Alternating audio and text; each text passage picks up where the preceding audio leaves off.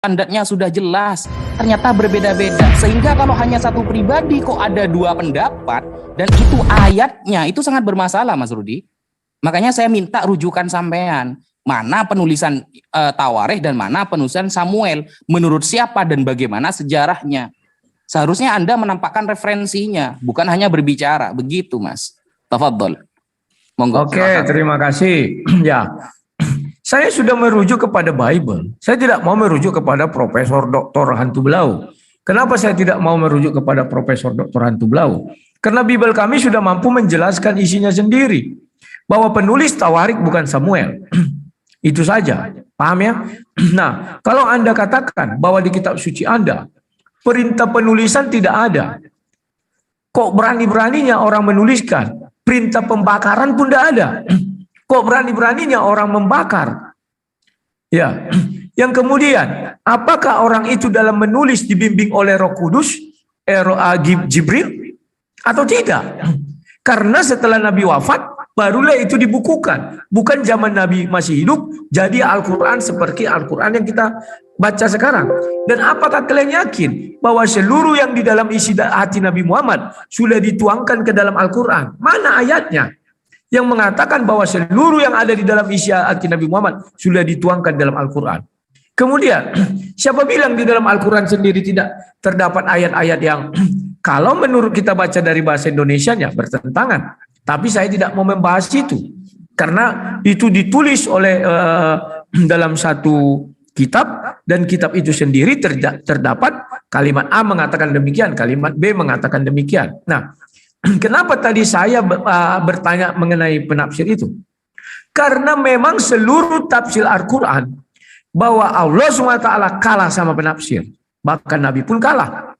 Bahkan yang kamu baca tadi mengenai Nabi Isa, coba buka tafsir Ibnu Katsir. Yang mau menyalibkan itu adalah Raja Damaskus. Dari mana orang itu tahu? Luar biasa. Makanya kita berbicara standar penulisan. Siapa yang menulis itu? Kenapa orang ini bisa mengatakan, oh itu Raja Damaskus? Sementara sejarah dunia mengatakan itu Romawi. Mana yang benar? Sejarah dunia atau Raja Damaskus itu tafsir itu? Kalau kita merujuk Al-Quran, terima kasih. Tadi kau sudah ngakui. Pernyataanmu sama dengan pernyataan doktor dari Malaysia, PhD. Dia bilang bahwa Al-Quran berisi kalam Allah yang disempurnakan, yang didetailkan oleh hadis. Jadi Nabi Muhammad menyempurnakan isi Al-Quran. Itu kata orang Malaysia itu. Kamu juga tadi mengatakan, kalau tidak ada di Al-Quran, ada di hadis. Artinya apa? Al-Quran itu tidak sesempurna hadis. Hadislah yang lebih sempurna. Karena di dalam hadis terdapat Al-Quran. Sementara di dalam Al-Quran tidak terdapat hadis. Kan itu. Silakan kalau mau disanggah, mau dijawab, silakan. Ya, silakan Ustaz Wafi. Bismillahirrahmanirrahim. Masalah kalau ketika Rasulullah sudah wafat, apakah sudah yakin bahwa yang ditulis, yang dikumpulkan itu sudah tertuang semua dari Rasulullah? Ya sudah yakin lah, bukan ayatnya ada kok. Contohnya kita buka di surah Al-Maidah ayat 67. Allah Subhanahu wa taala berfirman, "Ya ayyuhar rasulu balligh ma unzila ilaika mir rabbik." Wahai Rasul, wahai Nabi Muhammad, balligh, sampaikanlah ma unzila ilaika mir rabbik, apa yang diturunkan kepada kamu dari Allah. Wa illam taf'al fama ballaghta risalatah. Kalau satu saja tidak kamu sampaikan, berarti kamu sama dengan tidak menyampaikan sama sekali. Berarti selama Rasulullah hidup semuanya sudah dituangkan oleh Rasulullah sallallahu alaihi wasallam. Wallahu ya'simuka minan nas. Allah akan menjagamu dari kejahatan manusia. Innallaha la yahdil qaumal kafirin. Sesungguhnya Allah tidak akan memberi hidayah petunjuk kepada orang-orang yang menentang Nabi Muhammad sallallahu alaihi wasallam. Jadi ayat surah Al-Maidah 67 menjawab pertanyaan Mas Rudi Yohanes bahwa bagaimana ketika Rasulullah sudah wafat, apakah yang dikumpulkan Al-Quran itu memang benar-benar sudah tertuang semua apa yang ada pada Nabi Muhammad? Surah Al-Maidah 67 sudah menjawabnya bahwa wa illam taf'al fama ballaghta risalatah. Kalau satu saja tidak kamu sampaikan Muhammad selama kamu hidup, maka kamu sama dengan tidak menyampaikannya sama sekali. Itu yang pertama. Kemudian yang kedua, kemudian bagaimana ketika hadis ini menjelaskan dengan Al-Quran? Berarti lebih lengkap hadis daripada Al-Quran. Loh, Di Al-Quran sudah dijawab Mas Rodi. Ya. Surah An-Nahl ayat 44. Allah Subhanahu wa taala berfirman, "Wa anzalna ilaika dzikra litubayyina linnas." Dan Allah menurunkan Al-Quran litubayyina linnas, untuk menjelaskan kepada manusia manuzila ilaihim, apa yang diturunkan kepada kamu Muhammad untuk mereka. Ini menjelaskan, surah An-Nahl ayat 44 menjelaskan bahwa tugas hadis, udhifatul hadis ya. Tugasnya hadis itu menjelaskan apa yang nuzila ilaihim. Al-Quran yang diturunkan kepada umat. Jadi tugasnya hadis itu menjelaskan ayatnya. Kenapa? Karena kita langsung ngambil ayat Al-Quran, jelas kita tidak akan paham. Kenapa? Karena hanya Rasulullah yang memahami apa maksud dari ayat tersebut. Makanya Rasulullah jelaskan, anzalna ilaika dzikra, dijelaskan oleh Rasulullah. Tujuannya litubayyina linnas, untuk menjelaskan kepada manusia manuzila ilaihim, apa yang ada di dalam Al-Quran untuk mereka. Begitu. Jadi bukan berarti Al-Quran hadis lebih lengkap daripada Al-Quran, tidak. Tugasnya hadis menjelaskan apa yang ada di Al-Quran. Karena Al-Quran itu simpel, padat. Siapa yang bisa menjelaskan? Ahlinya. Makanya di surah Al-Anbiya ayat 7, fas'alu ahla dzikri in kuntum la ta'lamun. Bertanyalah kepada ahlu dzikri. Az-zikri maksudnya Al-Quran, kepada orang yang ahli Al-Quran kalau kamu tidak paham. Bukan buka terjemahan, apalagi tafsiran yang berbentuk terjemahan. Jadi Al-Quran tidak pernah menganjurkan kita untuk buka terjemahan kalau kita tidak tahu. Tapi bertanyalah kepada yang ahli Al-Quran. Seperti itu. Gitu Mas Rudi. Ya, sekarang tolong dibuka surah 19 ayat 56. Ada 7 ego ini. Klik saja ego ini, pasti keluar. Ayat 56. Maryam 56 Ustaz. Oke. Ya. Monggo Mas Rudi. Di situ dijelaskan, ceritakanlah wahai Nabi Muhammad, katanya kan, kisah Nabi Idris. Sampai botak kepalaku mencari dalam Al-Quran, yang terdapat di dalam Al-Quran katanya. Saya tak temukan kisah Nabi Idris tuh. Sementara kamu tadi berkata bahwa seluruh yang ada di dalam hati Nabi Muhammad sudah dituliskan di dalam Al-Quran. Kisah Nabi Idris tidak ada. Malah kisah Nabi Idris lebih lengkap di Wikipedia. Apakah Nabi Muhammad bercerita kepada Wikipedia? Mohon jangan ketawa. Terus. Lanjut Mas Rodi. Ya, slow lah. Aduh, kalian ini aku tidak pernah ketawa, dan aku diam aja ya. Slow lah, nggak pala seperti itu kali kita. Ya, silakan kalian cari. Mau kemana kalian mencari? Yang kemudian, tolong dibuka surah 19 ayat 16. Sudah? Monggo. Nah, di surah 19 ayat 16, surah Maryam, jelas di situ dikatakan apa? Dan ceritakanlah Muhammad kisah Maryam di dalam kitab Al-Quran, yaitu ketika dia mengasingkan diri dari keluarganya ke suatu tempat sebelah timur, Baitul Maqdis. Artinya, kisah Maryam ini tidak terdapat di kitab lain, hanya terdapat di Al-Quran.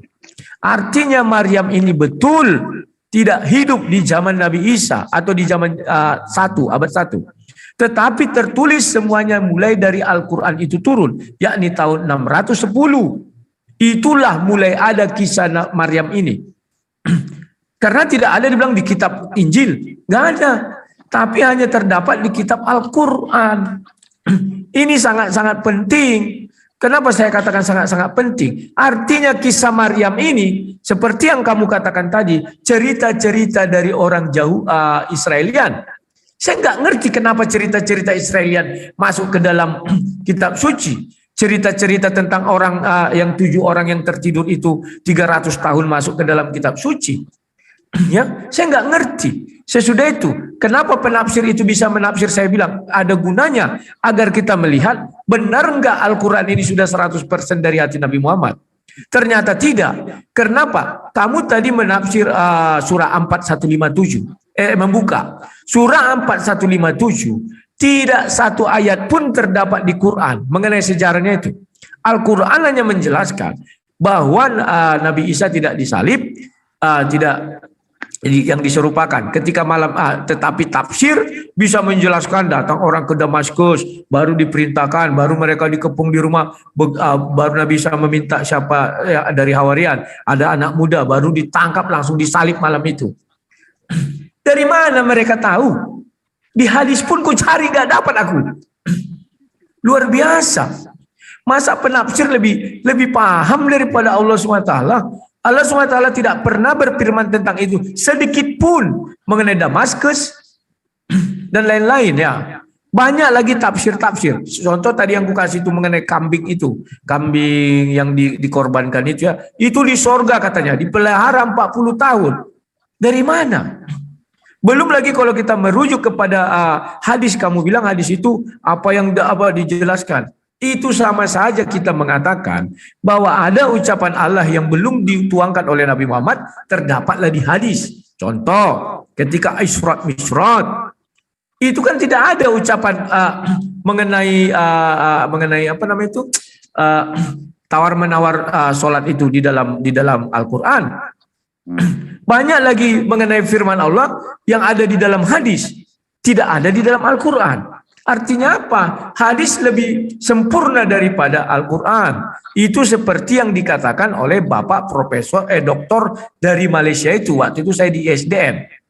Al-Quran berisi kalamullah. Yang didetailkan atau disempurnakan oleh hadis. Jadi tolong dijelaskanlah. Silakan. Oke. Silakan Ustaz Wafi. Bismillahirrahmanirrahim. Jadi saya kan sudah katakan dari pertama, Al-Quran itu kalimatnya simpel dan padat. Yang memahaminya adalah Rasulullah SAW. Ketika Rasulullah disuruh oleh Allah untuk menceritakan bagaimana Nabi Idris wa kana siddiqon nabiyya. Ayo Muhammad ceritakan kepada umatmu bahwa Idris ini adalah seorang nabi dan beliau adalah nabi yang dapat dipercaya, yang siddiq, yang jujur. Lalu diceritakanlah oleh Nabi Muhammad SAW karena Al-Quran ini bukan kitab sejarah. Al-Quran bukan kitab sejarah. Makanya di dalam Al-Quran, bahwa Al-Quran ini adalah Al-Quran yang sempurna ya, yufassilu bainal ayat, yang katanya menjelaskan antar ayat, yang bisa menjelaskan itu Nabi Muhammad, orang yang sudah ada di bidangnya, begitu. Sehingga kalau cerita-cerita pada intinya ya, cerita-cerita tentang Israiliyah diceritakan hanya dengan simpel oleh Allah Subhanahu wa taala, karena Al-Qur'an ini bukan memuat cerita sejarah. Bukan. Makanya ketika jenengan mengatakan bahwa Bible itu sudah lengkap, oh tidak, sama sekali tidak lengkap. Buktinya keturunan Yesus, ya Yesus sendiri keturunannya sampai ke Nabi Adam tidak disebutkan dalam Bible, kan begitu. Dan Yesus ini sebagai Tuhan bagaimana saja ayatnya saling bertentangan. Nah, maka saya bisa balik bertanya sekarang. Ini kan sesi battle. Ingat ya, Al-Quran bukan kitab sejarah. Sehingga penulisan Al-Quran, Allah menurunkan firman kepada Rasulullah SAW itu dengan bahasa yang simpel. Nah, bagaimana lengkapnya? Maka Rasulullah SAW menjelaskannya. Loh, lalu berarti itu hadis lebih lengkap dong daripada Al-Quran? Bukan seperti itu pemikirannya. Di Al-Quran ini sudah ada pondasinya. Nah, penjelasannya dari Rasulullah SAW. Makanya para ulama kenapa lebih memahami ayat Al-Quran daripada kita yang awam. Contoh, wasariku wasarikotu faqta'u aydiyahuma. Pencuri laki-laki dan pencuri perempuan ketika mencuri sampai batas 1 nisab maka dipotong tangannya. Nah, sampai mana batasan tangan itu? Nah, di sana aja dijelaskan oleh Nabi Muhammad, oleh para sahabat, dan disampaikan oleh para ulama. Itu maksudnya. Jadi hadis itu penjelasan. Begitu loh. Bukan berarti hadis lebih lengkap, tidak. Gitu. Nah, kalau memang tadi kata Mas Rudi ya, kalau 2 penulis pasti ada yang berbeda itu. Kalau dalam kitab Bible kan ya, kalau 2 penulis berarti berbeda. Wah, ini sebenarnya meragukan. Berarti Bible itu adalah skripsi kan seperti itu. Skripsi yang ditolak oleh dosennya. Kenapa? Karena banyak penulisnya. Setelah banyak penulisnya, ternyata ada cerita sejarah penulisannya ada. Hanya penyampaian Mas Rudi tidak menyebutkan referensi sama sekali. Kalau sekarang kita buka di 1 penulis yang bertentangan, itu ada Mas Rudi. 1 penulisnya tapi bertentangan. Contohnya Yohanes. Ya, kita buka di Yohanes contohnya. Yohanes 5, butir ke-31. Dengan tegas Yohanes mengatakan bahwa kesaksian Yesus tentang dirinya itu tidak benar. Tapi Yohanes dalam Yohanes pasal 8, butir ke-14, mengatakan kalau kesaksian Yesus itu benar. Nah itu kan bertentangan. Bahkan Yohanes menentang semua umat Kristen di dunia. Yohanes menentang semua umat Kristen di dunia. dengan mengatakan dalam pasal 5 butir ke-37 yang namanya Tuhan itu tidak bisa didengar dan tidak bisa dilihat. Maka benarlah kata Bilangan 23 pasal 19 butir 19 mengatakan Tuhan bukan manusia dan Tuhan juga bukan anak manusia. Yohanes lebih pintar daripada umat Kristen sedunia. Tapi ternyata Yohanes sendiri saling bertentangan. Kesaksian tentang Yesus ketika menyaksikan tentang dirinya sendiri, kata Yohanes 5 butir 31 tidak benar. Tapi kata Yohanes 8:14 ternyata benar. Nah ini satu penulis tapi saling bertentangan pemikirannya. Itu bagaimana itu menjawabnya? Monggo. Oke, silakan, terima Bang kasih. Rudi, silakan. Ya, Lanjut. saya mulai dari Yohanes 5 ayat 31 ya, saya share screen aja dulu. Itu nggak bisa saya share screen loh. Halo, Bisa bentar. Oke, silakan. bentar ya, ini ada iklan terus di tempat siapa nih? Ya, saya share screen ini. Oke, kalau aku bersaksi tentang diriku sendiri, maka kesaksianku itu tidak benar. Ya, kalian melihat di sini ayat ini bicara tentang apa? Aku tidak dapat berbuat apa-apa dari diriku sendiri. Aku menghakimi sesuai dengan apa yang kudengar. Dan penghakimanku adil sebab aku tidak menuruti kehendakku sendiri, melainkan kehendak Dia yang mengutus aku. Ya. Ayat ini bercerita tentang bagaimana Yesus itu. Di Yohanes 10 ayat 30 dikatakan aku dan Bapa adalah satu. Ya. Jadi kalau aku jelaskan ini bahwa sebentar, kalau aku membuat perumpamaan, saat ini kalian sedang mendengar suaraku. Oke? Bahwa suaraku itu adalah aku. Kemudian aku mengutus, kalau hidupkan kameraku, maka kalian melihat aku dalam bentuk citraku. Maka aku berkata, aku tidak berbuat apa-apa dari diriku, betul. Karena digitalku yang bernama Sang Debater itu, yang mengutus adalah Rudi Yohanes yang daging. Paham ya? Maka dibilang, kalau aku bersaksi tentang diriku sendiri, maka kesaksianku itu tidak benar. Jadi kalau aku mengatakan, aku ini adalah misalnya seorang profesor. Mana ada yang percaya? Oke, paham sampai situ ya. Kemudian ada lain yang bersaksi tentang aku dan aku tahu bahwa kesaksian yang diberikannya tentang aku adalah benar. Contoh yang bersaksi di sini adalah Yohanes. Yohanes di Yohanes 1 dijelaskan kesaksian Yohanes itu tentang Yesus ya, Dia sudah ada di antara kita, tapi kita tidak mengenalnya katanya dan sebagainya. Kemudian kamu katakan Yohanes 8. Kita balik ke Yohanes 8 ya. Sebentar. Ini yang bisa aku tulis ya. Ayat ke-14. Jawab Yesus kepada mereka, biarpun aku bersaksi tentang diriku sendiri, namun kesaksianku itu benar. Sebab aku tahu dari mana aku datang. Nah, ini kesaksian tentang dari mana aku datang. Paham ya? Contoh, tadi aku bilang kalau aku profesor, itu profesor kan harus diuji. Benar nggak dia lulusan Universitas A, Universitas B, Universitas C.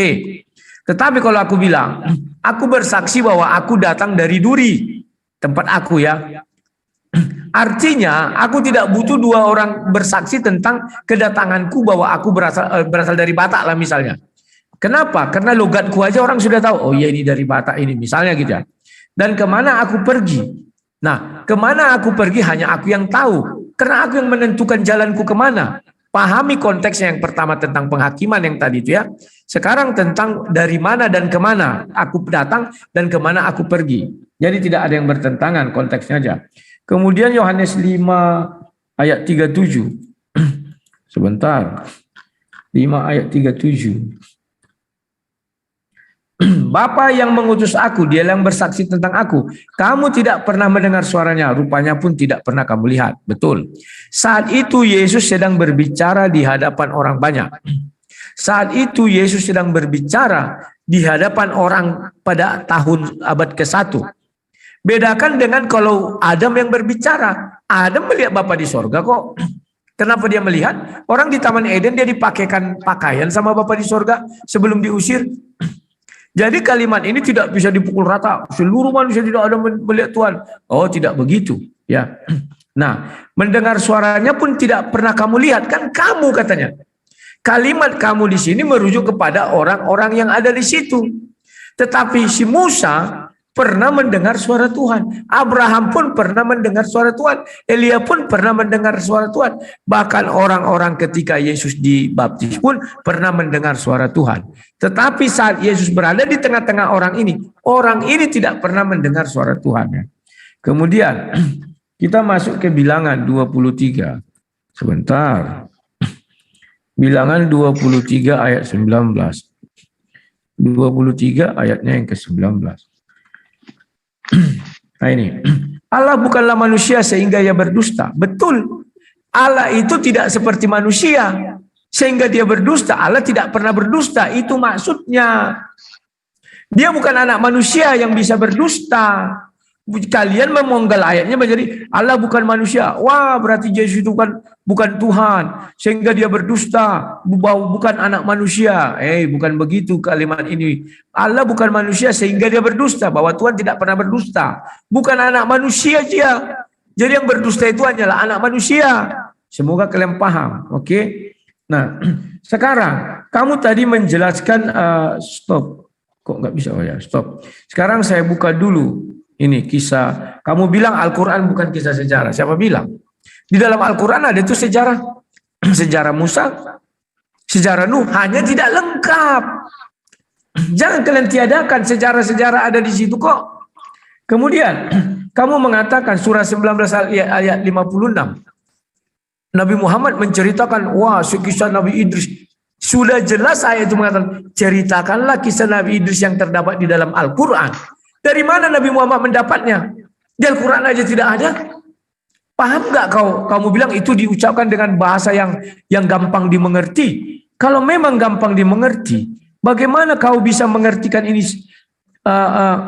Sebentar, aku bukakan dulu. Ini nih. Ya, surah Maryam ayat 56.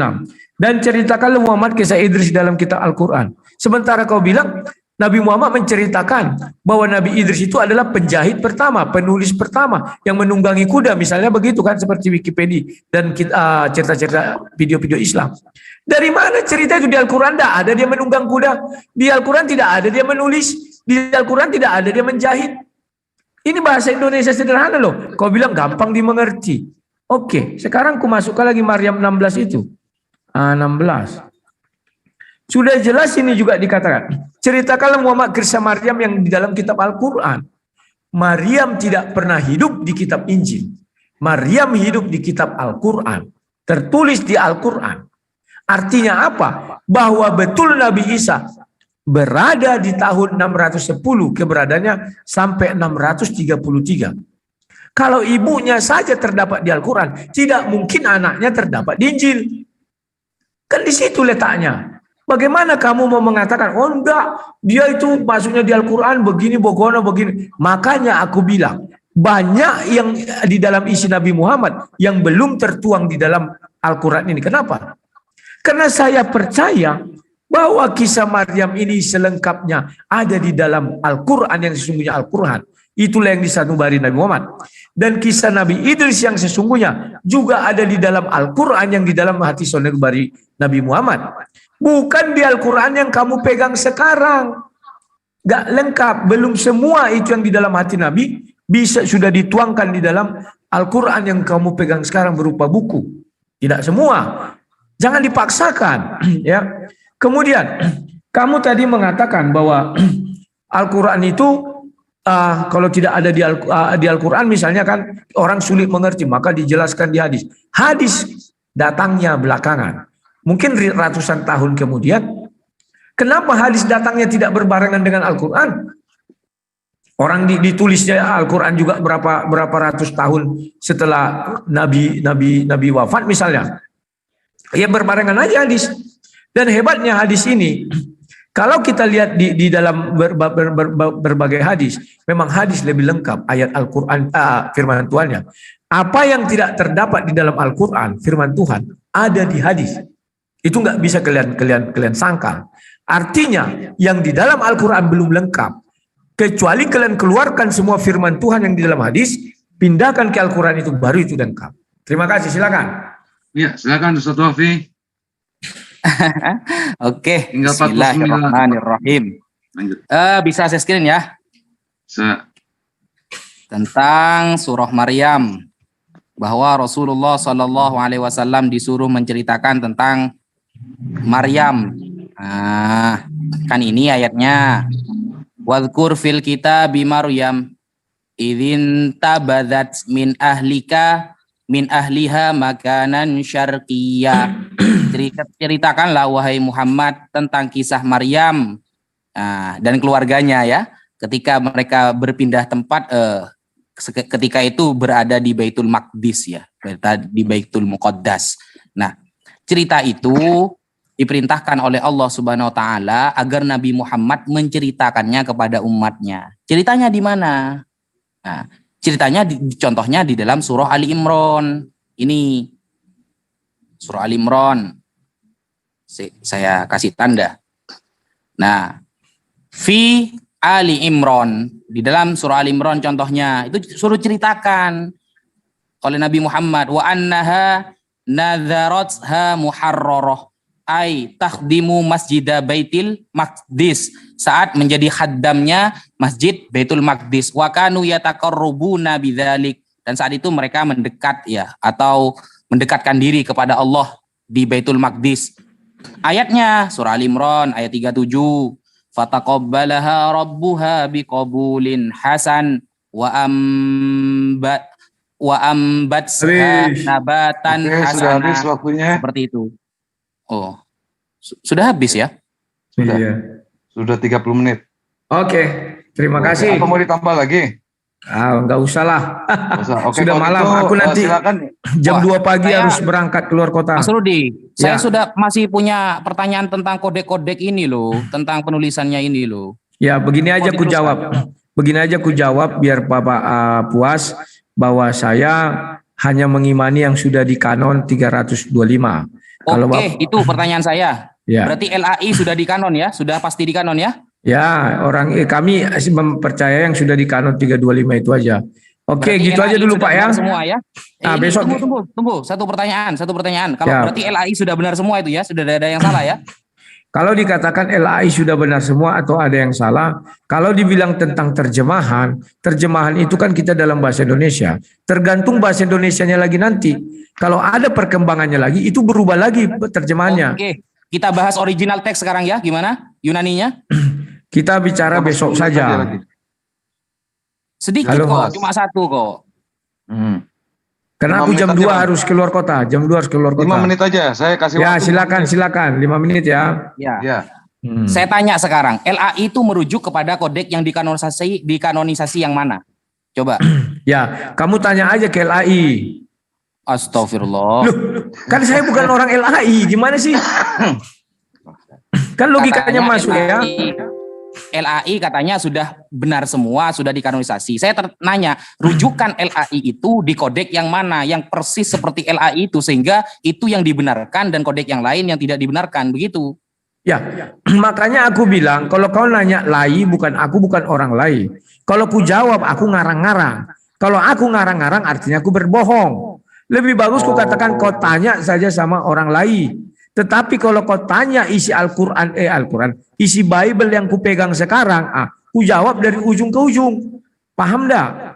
Oh, intinya berarti jenengan belum mempelajari tentang kodek-kodek LAI itu berarti ya? Ya, Gampangnya kan seperti itu. karena tugasku bukan untuk mempelajari kodek-kodek itu. Buat apa ku pelajari lagi itu? Karena itu sudah di Konsili 325, sudah jadi dan memang ada terjadi perpecahan antara Katolik dan Protestan. Tetapi itu tidak jauh beda ya, karena ada beriman mereka sekitar 7 kitab itu ya. Jadi itu bagiku apa yang ku pegang sekarang tidak perlu ku tafsir lagi ke sana kemari. Kenapa? Orang aku sudah tinggal beriman, berbahagialah orang yang tidak melihat tetapi percaya.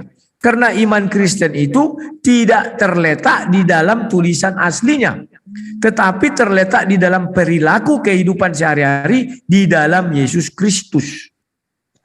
Oh, loh, kan jenengan tahu Yesus itu sebagai Tuhan kan gara-gara ada tulisan di Bible. Lalu ketika tulisannya masih diperdebatkan, bagaimana Anda mempercayai itu?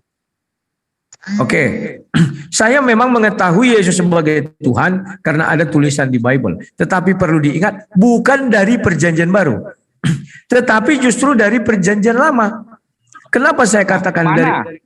kenapa? Mana ayat yang mengatakan di perjanjian lama bahwa Tuhan akan dilahirkan? Mana ayatnya? Monggo kita Oke, pilihkan. saya tidak mengatakan Tuhan akan dilahirkan, tetapi Yesaya 55 ayat 11 mengatakan bahwa dia mengutus firman-Nya ke dalam dunia dan kembali kepadanya dengan tidak sia-sia.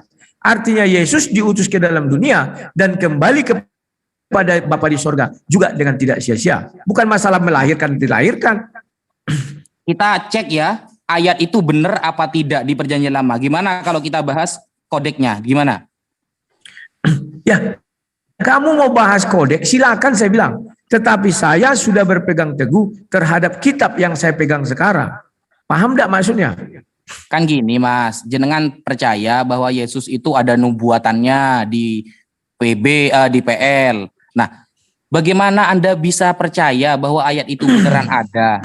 Ternyata kalau kita lihat terjemahan itu dari mana pengambilannya? Contoh LAI mengambil ya perjanjian barunya itu dari Textus Receptus umpamanya. Ternyata dilihat di Textusnya ada yang hilang. Tapi di kodek yang lain tambah banyak hilangnya. Lah, berarti kan jenengan sekarang menjadi korban copy paste Mas, kan gitu. Oke, ku jawab. Memang Al-Quran itu hanya ada satu versi. Banyak versi. Apa kita harus mempercayai semua versi-versi itu? Kan tidak. Nah, Mana yang kau bedanya- pegang sekarang? Sebentar. Mana Ya, yang kau pegang sekarang itulah yang kau imani. Tidak perlu harus kubuka versi si A, si B, si C, si D. Saya hanya bertanya apa yang kau pegang sekarang. Demikian juga kau bertanya kepada saya apa yang saya pegang sekarang. Paham enggak? nah bedanya Mas, kalau Al-Quran itu ada istilahnya ilmu qiraah sab'ah. Rasulullah sudah bersabda, unzilal Quran ala sab'ati ahrufin. Quran itu diturunkan menggunakan 7 dialek. Dan itu menggunakan sanad perantaian periwayatan yang ketat. Sehingga kalau saya membaca Oke. sesuai dengan riwayat Asim bi riwayat Hafs, itu ada sanadnya sampai kepada Rasulullah.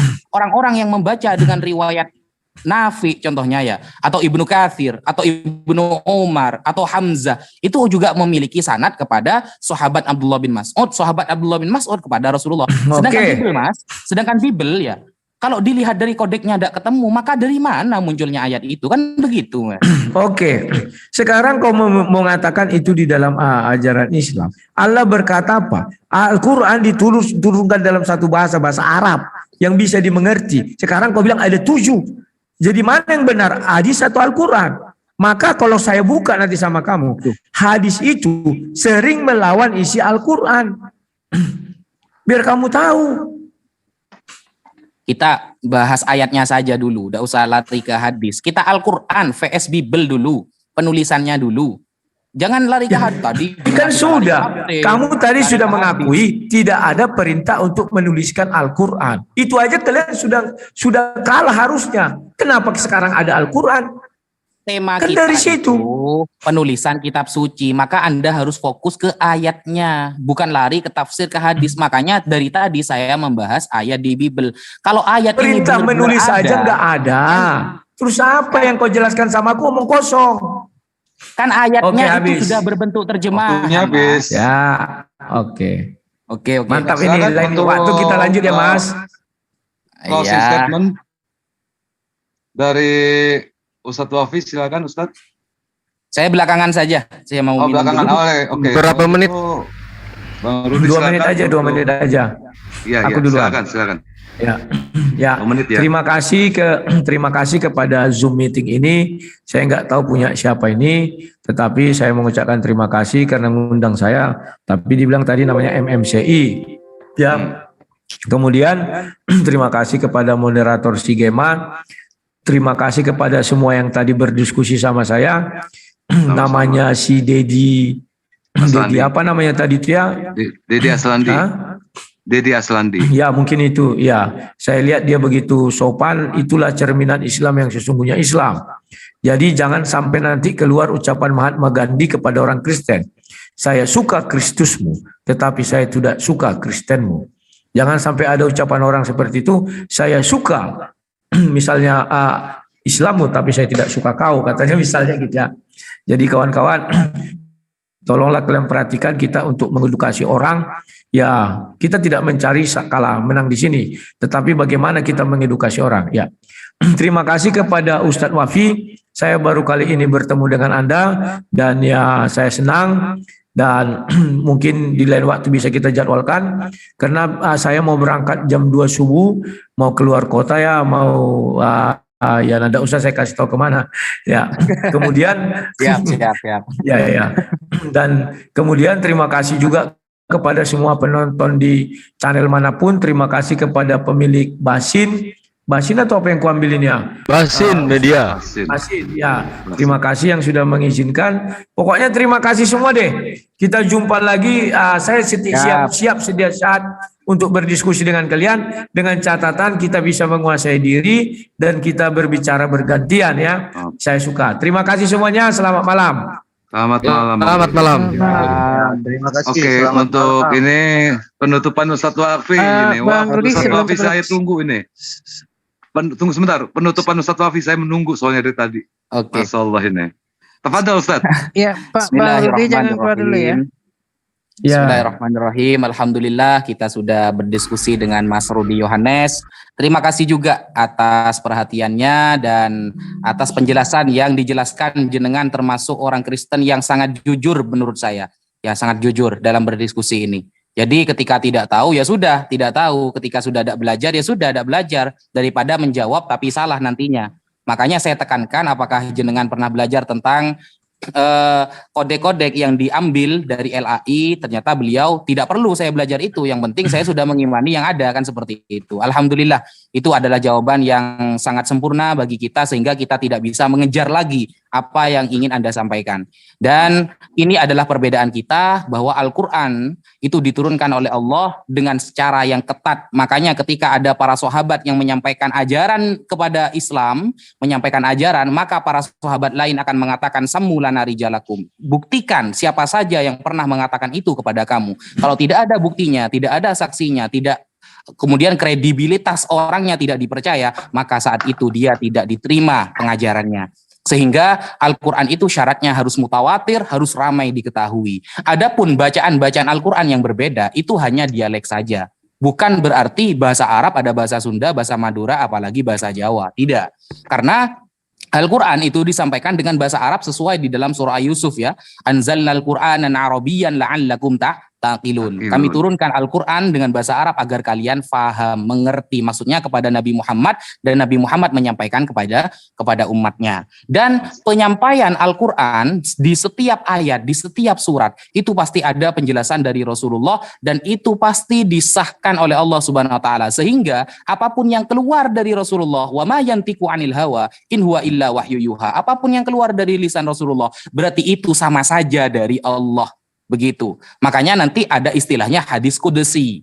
Hadis yang disandarkan kepada Allah Subhanahu wa taala. Dan apa yang disampaikan Rasulullah mustahil tidak akan bertentangan dengan Al-Qur'an. Sekian.